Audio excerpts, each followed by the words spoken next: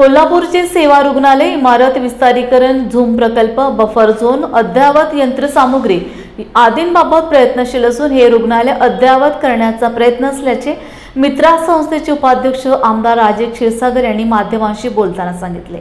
आरोग्यमंत्री तथा कोल्हापूर जिल्ह्याचे पालकमंत्री प्रकाश आंबेडकर यांच्या अध्यक्षतेखाली कोल्हापूर शासकीय विश्रामगृहात प्रशासकीय बैठकीचे आयोजन करण्यात आले होते। त्यानंतर माध्यमांशी ते बोलत होते।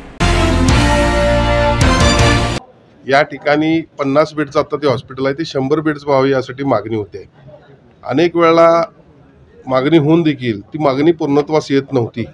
यासाठी गेल्याच 2-3 दिवसापूर्वी मी उपजिल्हा रुग्णालयामध्ये बैठक घेतली आणि सन्माननीय पालकमंत्री आणि आरोग्यमंत्री यांना विनंती केली की या संदर्भात तातडीची एक बैठक आयोजित करावी। माझ्या विनंतीस मान देऊन त्याने आज ही बैठक या ठिकाणी आयोजित केलेली आहे।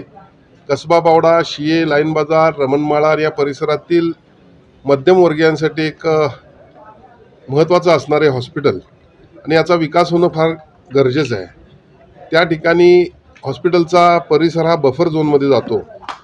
खऱ्या अर्थानं मी या बफर झोन संदर्भात अभ्यास केला असताना नगर विकास खात्याच्या माध्यमातून मला असं अभ्यास माझा असा झाला की बफर झोन हा प्रत्येक शहरामध्ये ठराविक वेगवेगळ्या अंतरांवर त्याचा नियम केला जातो आणि मग अत्यावश्यक सेवा ज्यावेळी असती त्यावेळेला मग हे हॉस्पिटल जर आपल्याला डेव्हलप करायचं असेल तर मग या ठिकाणचा बफर झोन हा थोडा शिथिल करून त्या दवाखान्याला त्याचा उपयोग होईल अशा पद्धतीने का करता येऊ नये यासाठी pollution control board, town planning, महसूलचे अधिकारी आणि आरोग्य विभागाचे अधिकारी सर्वच आज या ठिकाणी बैठकीला येत आहेत। क्रिटिकल वॉर्ड, महिलांसाठीचा वॉर्ड आणि विविध सेवा या रुग्णालयाच्या माध्यमातून आपल्याला रुग्णांना द्यायच्या आहेत। त्यासाठी आजची बैठक अत्यंत महत्त्वाची ठरेल आणि प्रामुख्यानं जिल्ह्याचे पालकमंत्री स्वतः आरोग्यमंत्री असल्यामुळं या ठिकाणी निधीला कुठली अडचण राहणार नाही अशी मला या ठिकाणी खात्री वाटते।